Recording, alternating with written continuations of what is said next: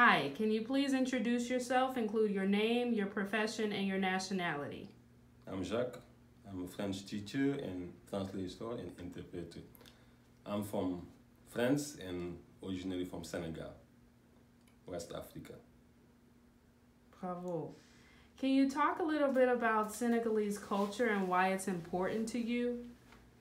You can mention childhood memories or popular culinary dishes or traditions that have some kind of significance to you. So just talking a little bit about Senegalese culture and why it's valuable to you. In reality, I try to mix different cultures, Senegalese, French, and American culture. But some key point from Senegalese culture is what we call teranga. Teranga means that you have to treat anybody that is not Senegalese better than the Senegalese themselves. So you have to treat them as a king or like a queen, like mean hospitality. So that's one point that is famous in Africa, that Senegalese are mostly very like hospitality. This is very important. And we are raised normally with our parents to really take care of visitor or foreigner. So that's the one thing. A second is usually the manners. We are very careful how we speak, how we deal with people, and how they try to be in peace with everybody. So this is why usually Senegalese go to do mediation between countries in war, in South Africa, in Central Africa. So they are very known to be peacemakers because they try to be in peace. So there are some key in the Senegalese value.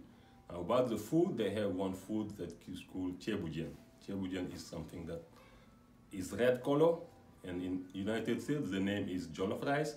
But if you dig deeper, jollof means a group in Senegal.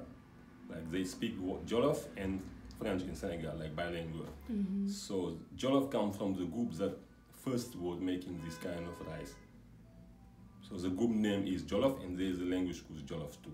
So in reality, the real origin of Jollof rice is not from Nigeria or it's from one group, and it's not in all in Senegal. It's like one part, like near Dakar, like maybe near the ocean. So the country is diverse in terms of food. So the north, the south, the east, they have different type of food. But for any reason, jollof is the most famous, but not, I think, the best food that I like personally. So. How about any traditions? Can you name one tradition amongst Senegalese people that is pretty well known? One tradition is, I don't do it personally because, like I told Rachel, I was raised by a white man. My father passed when I was 6 years. So my culture is not 100% Senegalese. So yes, but one tradition is usually when they meet, they spend too much time greeting. How are you? Where's your wife? Where's your kid? Your nephew? And so they can go on and over and over. So how are you? And even some African countries, they make a joke of Senegalese. They ask how is the dog? How is the cat? Perfect. Okay. At a young age, you lived in France. You started living en France, correct? Correct? Yeah, in my adolescence, I started living when I was adolescent. Okay, so when you were a teenager. What was this experience like for you? Can you explain that a little bit? And are there difficulties being Black and French that you noticed while living in France? Because it's kind of not well known, at least outside of France. Being Black and French is kind of like hard to understand.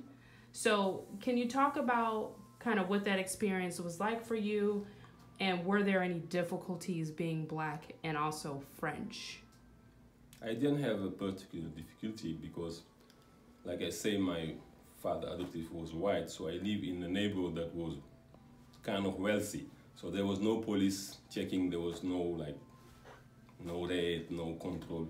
But I remember if I leave the neighborhood I was living, that is very wealthy, and I go to the neighborhood where there are immigrants, Maghrebin, Algerians, Senegalese, or Africans, usually there are so many police officers who check inside the metro, the bus, around, and all this stuff.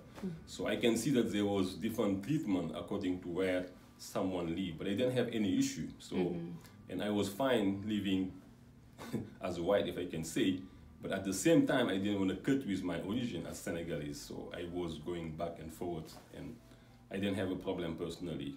So I lived to be like on time. I remember my